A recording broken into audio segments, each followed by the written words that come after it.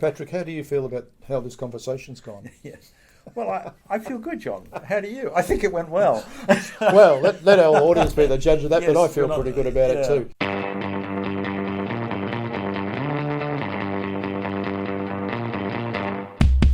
Welcome back, everybody. Delighted to have Patrick Bakusis with me again. G'day, Patrick. G'day, John. Thanks for having me. Delighted to have all this time with you, creating enormous value for me and I'm sure my audience as well. Patrick, I wanted to cover the subject of EQ, empathy. How can you have empathy with a client, and how we sometimes get that confused with other aspects like understanding the customer's perspective rather than understanding the customer's empathy. Can you talk about that a little bit?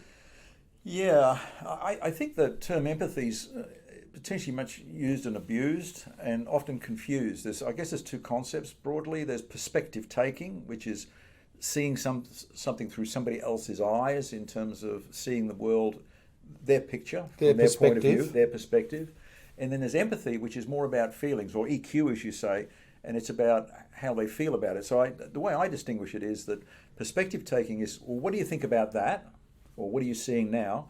And then empathy is, what do you feel about that? How does it make you feel? Which is something different. And sometimes as salespeople, we focus on the what and Yes. the perspective and Yes. what do you think about this? Yes. And never quite get to how do you feel about it.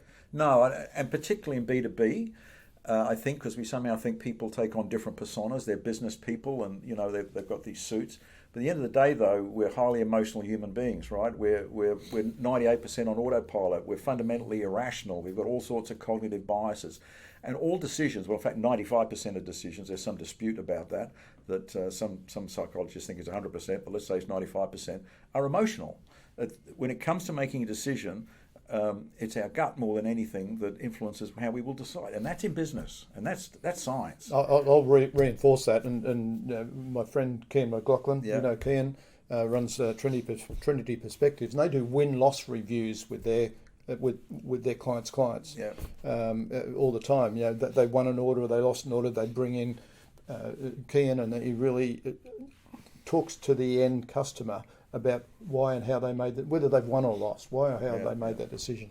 And he said it always comes back to EQ, and they forever getting the conversation. At the end of the day, the products and solutions were about the same, a little bit of differentiation here and there. Your services are about the same. We just felt more comfortable with these people. We felt that we could be more successful, and there was less risk in going with these people. Yeah. Always more comfortable. These were the people we want to deal with. It comes down to the people. Yeah, it's ironic, how well we sort of know that. It's well studied, but we don't take cognizance of that. We think people in business are somehow all logical. We only need to have a look at politicians and how they behave. I only mention that because they're highly visible. They're entirely driven by what other people are going to think about them, or how's it going to affect me personally. And buyers are people, and that's how they're going to behave as well. I mean, no one's going to back a decision that potentially costs them their job, or undermines their security, or is going to likely cause more risk or more stress, or on the other hand, they're likely to go for something that will enhance their reputation. All of those things are important, and that's empathizing, understanding those things. So we all know that, as you say, that's very important. So what I'm really getting out of this, we've got to have to build, again, habitual. We talked about habit in one of our earlier discussions. We habitually have to, after we've asked, what do you think about this? How is it going to happen? And so on.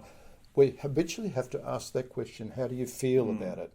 And it should be part of every conversation. How do you feel about this? How do you feel about that? And so on, to really understand, empathize with them and understand their feelings, because that's going to be the key determinant about how they make a decision. Yes. It's interesting that sellers, though, often resolve from wanting to ask that question. They say, isn't that intrusive? And it's not. It's caring, which is consistent with growing trust, which we've discussed before, and doing it in the right way. Again, practice doing it. It's amazing what you learn. Or about what buyers really value. So, Patrick, how do you feel about how this conversation's gone? Yes. Well, I feel good, John. How do you? I think it went well. Well, let our audience be the judge of that, Yes, but I feel we're not- pretty good about it yeah, too. Hey, that's Patrick, good. thank you very much. Good discussion. Yeah, good. Thank you, John.